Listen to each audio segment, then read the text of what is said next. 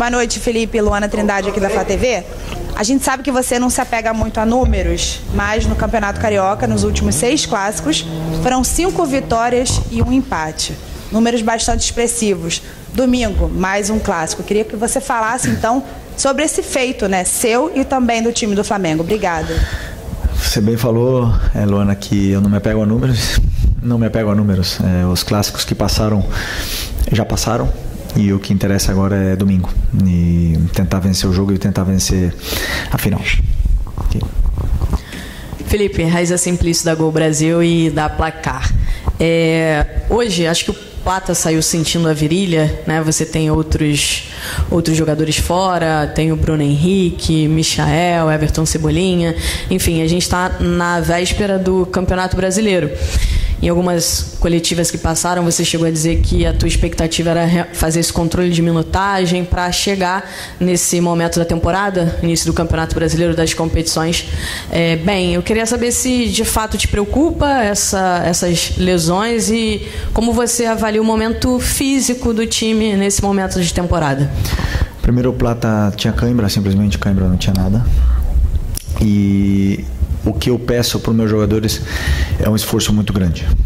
Eles têm que fazer um esforço muito grande no campo para pressionar, para correr, para voltar para marcar, para dar opção para jogar, depois atacar o espaço. São muitas coisas que eu peço para eles que levam temos um nível de exigência muito alto fisicamente. E desde que eu entrei aqui no Flamengo, no profissional, convivi com esses problemas físicos de alguns jogadores, outros tiveram mais, outros não tiveram, e nunca foi desculpa, porque, como eu falei para vocês, o elenco é altamente qualificado e as peças de reposição sempre são à altura para o time poder vencer os jogos que vem pela frente. Então, fisicamente o time está bem, está da mesma forma que a gente esperava. Os problemas físicos acontecem, como eu falei, alguns meses mais, outros menos, da sequência de jogos mais, outras menos, mas até o Campeonato Brasileiro são 2 semanas e meia a partir de hoje, né? A partir do jogo de domingo são 2 semanas, né? Então, bastante tempo para a gente chegar perfeitamente nas condições. Felipe, boa noite. Aqui atrás, João Pedro Fragoso, Jornal Globo. Parabéns por mais uma vitória. Felipe, eu queria te perguntar sobre uma situação individual envolvendo um jogador, que é o Ayrton Lucas. Ele já voltou a estar à disposição do time há algum tempo. Nos 2 últimos jogos não foi utilizado. Antes você estava optando pelo Varela na lateral esquerda. Hoje o Alexandre voltou ao time. E quando o Alexandre saiu, você usou o Varela também na lateral esquerda. Então eu queria te perguntar se a situação do Ayrton Lucas é algo ainda físico ou se é opção técnica pelo que você vem observando nos treinamentos. Obrigado.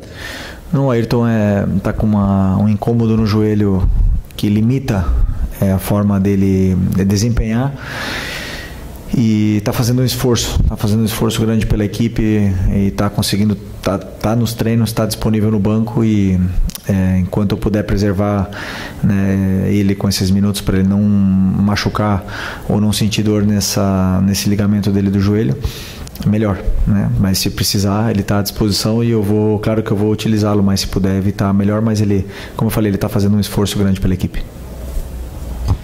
Boa noite, Felipe. Bruno Castanha, Rubro News TV, também B2 na área. Queria que você fizesse uma avaliação da atuação do Flamengo hoje. Primeiro tempo, né, não conseguiu encaixar a marcação, fez o gol cedo, acelerava demais e dava a bola para o Fluminense. No segundo tempo, não. O Flamengo mudou a postura, teve mais bola, jogou melhor na minha avaliação, e também esse golzinho no final. Queria que você comentasse um pouquinho do jogo pra gente. Obrigado. Já avaliou pra mim. Eu podia fazer mais, mas não dá. Obrigado. Não, realmente foi o que você falou. Primeiro tempo começamos muito bem, fizemos o gol e a partir daí baixamos o ritmo. Eu sentia os jogadores não estavam com a mesma finura com a bola, aceleramos momentos que não tínhamos que acelerar, perdemos bolas que não costumávamos perder. Isso fez com que o time entrasse num jogo de transição e cansasse, né? Na hora de pressionar, não estava conseguindo pressionar. E aí, claro, o adversário joga. Ali tem grandes jogadores, grandíssimos jogadores do outro lado. E um goleiraço, né? Porque podemos falar do Fábio, né? Mas eu acho que, por exemplo, a saída de bola do Fluminense é muito boa. O Thiago eleva o nível de uma maneira assim extraordinária do Fluminense. O Otávio, um jogador que estava na final da Libertadores ano passado, melhorou muito esse time do Fluminense, esse meio campo junto com o Martinelli. Então é difícil de roubar a bola do Fluminense, é difícil de tirar. É um time que sabe jogar. Então, se você perde a bola e entrega para o adversário, com certeza o adversário vai ter a bola. Mesmo assim, sofremos pouco.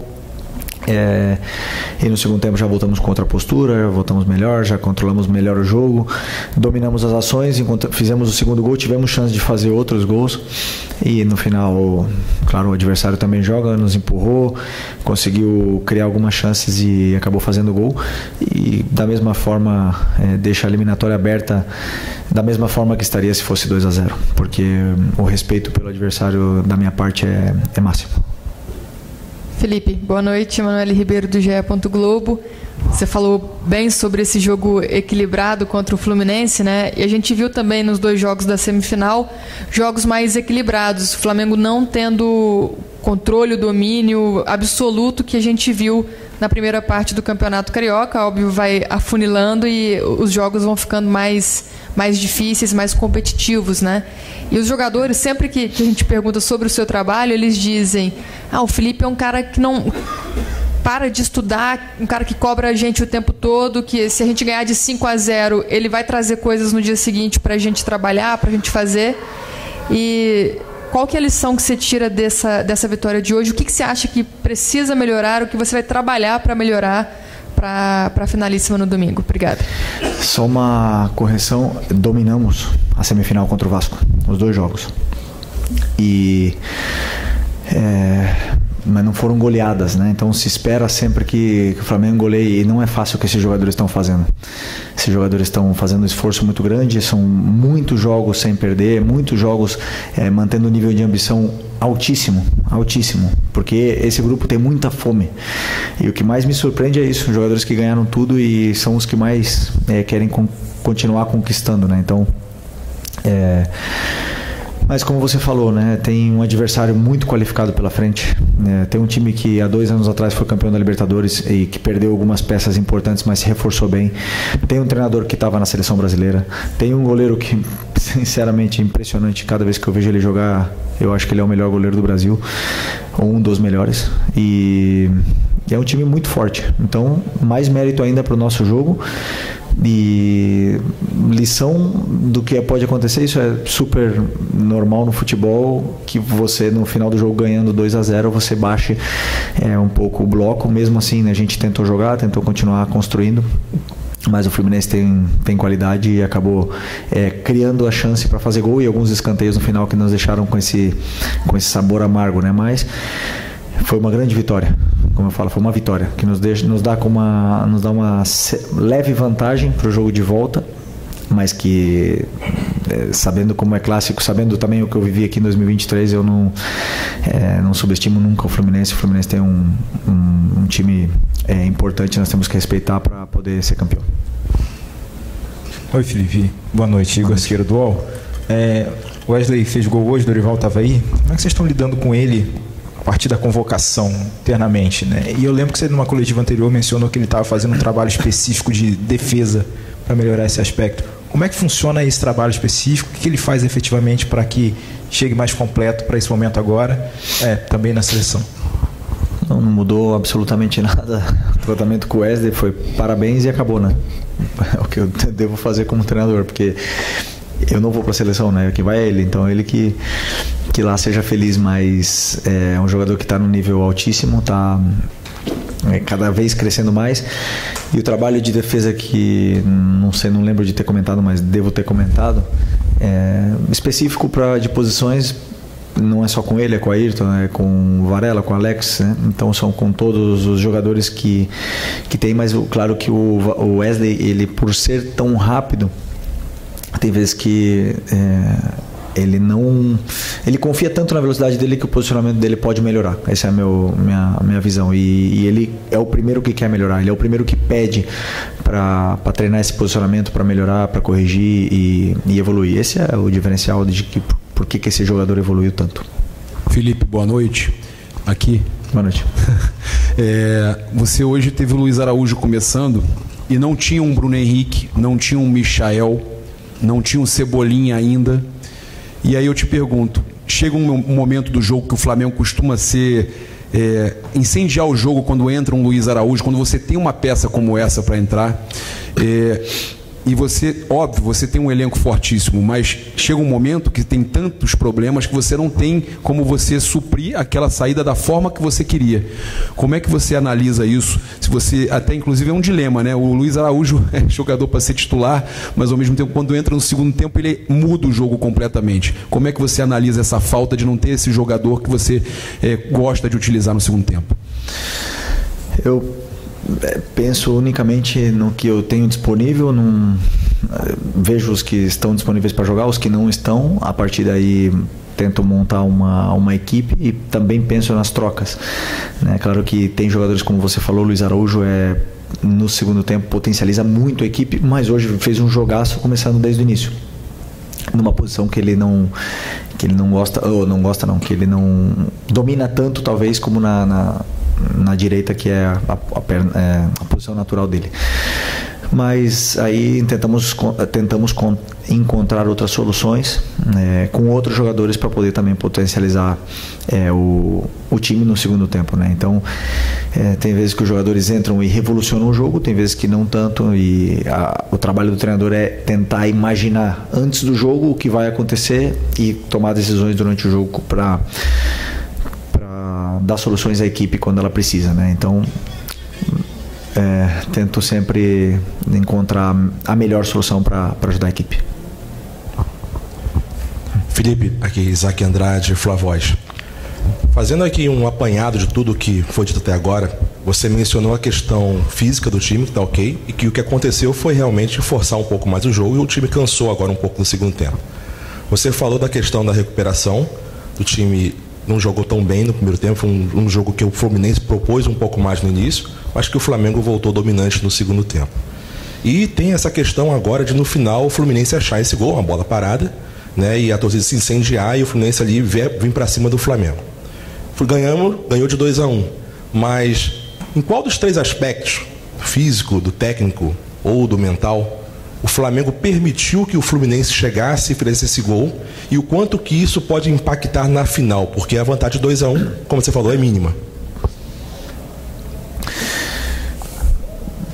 Não muda absolutamente nada para mim, né? Como treinador, não muda absolutamente nada ter essa vantagem, porque eu vou preparar o jogo para vencer o Fluminense no segundo jogo. E depois o adversário também joga.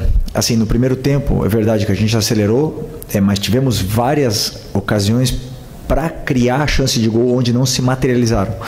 A jogada, os passes eles entravam entre linhas, a gente recebia em condições de gerar vantagem, mas como eu falei, nós não estávamos finos, acabamos acelerando algumas jogadas, querendo fazer o último passe muitas vezes e acabamos cedendo o controle ao adversário. O controle não quer dizer que o adversário tenha criado chances, ocasiões de gol, porque no primeiro tempo eu não lembro. Eu não lembro se teve alguma chance clara no primeiro tempo. Então, uma coisa é o adversário ter a bola, ter o controle do jogo, porque até mesmo eles baixam muitos jogadores para jogar. O Real Madrid faz isso também, baixa muitos jogadores para jogar, mas não tem tantos depois para poder criar chances. Então você tem que sempre perceber o que está acontecendo no jogo. O que eu tento fazer como treinador é perceber o que está acontecendo, como eles estão entrando, como eles estão criando, e depois dar soluções para os meus jogadores, né? Então não é a parte mental, é momentos do jogo que acontecem, e nosso time no primeiro tempo não conseguiu voltar a ter o domínio, mas depois do intervalo conseguimos voltar a ser nós mesmos, conseguimos montar as estruturas, usar as soluções que eles têm.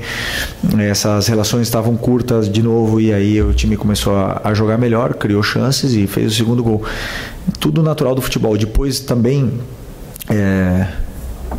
o Fluminense acabou fazendo um gol, né? E se tivesse sido ao contrário, o Fluminense ter feito no primeiro tempo, a gente tivesse virado o jogo no final, teria sido o mesmo resultado, né? Então 90 minutos tem que ser avaliado de uma forma inteira, e 90 minutos 2-1 para a volta, como eu falei antes, nos dá uma leve vantagem, mas que não muda absolutamente nada para mim como treinador. Aqui Felipe, boa noite. Marcos Martins do Canadá SRN. deu para perceber bastante o Fluminense tentando explorar as laterais do Flamengo ao longo da partida, né? Na direita com a dobra ofensiva, Guga e o Serna, enquanto o Serna esteve em campo, e do lado esquerdo o Gabriel Fuentes atacando em profundidade. Hoje o Flamengo iniciou a partida com o Luiz Araújo, né? Mais pro lado esquerdo, mais na amplitude pela esquerda, o Gerson flutuando mais pela direita, com o Wesley às vezes por dentro, centralizando.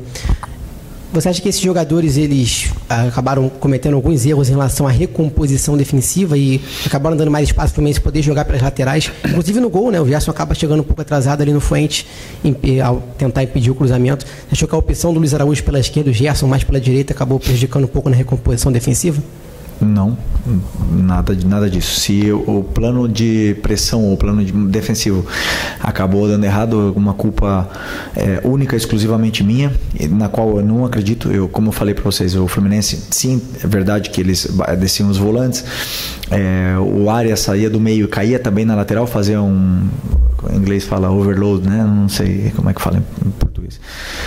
E aí eles juntavam muita gente nas laterais e claro que isso gera dificuldades. Mas, como eu falei no primeiro tempo, não gerou perigo, né? Gerou sim volume, mas não gerou perigo. No final do jogo, já com o time cansado, e não posso falar como o Luiz marcou mal. O Luiz marcou, foi um animal correndo o jogo todo, os 90 minutos, para cima e para baixo, foi bem. Nos dá muitas opções para a equipe também, e o Gerson jogou na posição dele que ele sempre joga. A verdade é que no final do jogo pode ser que ele estava um pouco mais cansado, como alguns outros também estavam, e uma pena que tomamos esse gol mais do futebol. Boa noite, Felipe. Léo José do Coluna do Fla.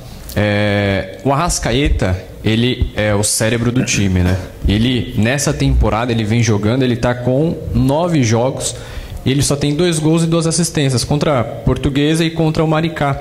Então, nos jogos nos clássicos contra Vasco, Botafogo, agora contra o Fluminense, o Arrascaeta, ele fica um pouquinho abaixo do que a gente espera. O que está acontecendo com ele nesse início de temporada? O Arrascaeta voltou de uma lesão grave do joelho, operou, né, teve nas férias, ficou praticamente todas as férias tratando e voltou, perdeu uma parte da pré-temporada, voltou com controle de minutos, de minutagem. No começo tentamos segurar ele o máximo possível, até mesmo do jogo da final, por exemplo, só jogou 30 minutos ou 25 da final da Supercopa, e conforme o joelho dele foi se adaptando e foi melhorando, eu consegui dar um pouco mais de minutos para ele, porque o Arrasca é um jogador que, ao meu modo de ver, primeiro como companheiro dele, agora como treinador dele, é um jogador que cresce conforme vai somando minutos, né? Porque eu sei o que ele pode render. Esses números que são 2 gols e 2 assistências, eu sei que podem melhorar.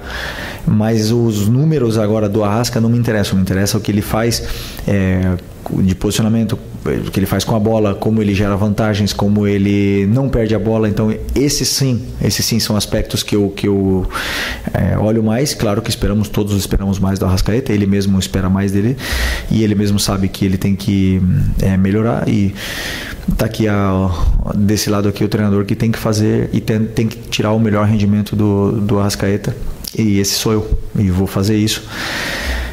Conforme for passando treinos, jogos, eu vou tentando sempre tirar o melhor rendimento dele, dar a confiança que ele precisa para a gente poder ver a melhor versão desse jogador de novo. Muito bom, Felipe. Obrigado, hein? Fechou? Boa noite, pessoal.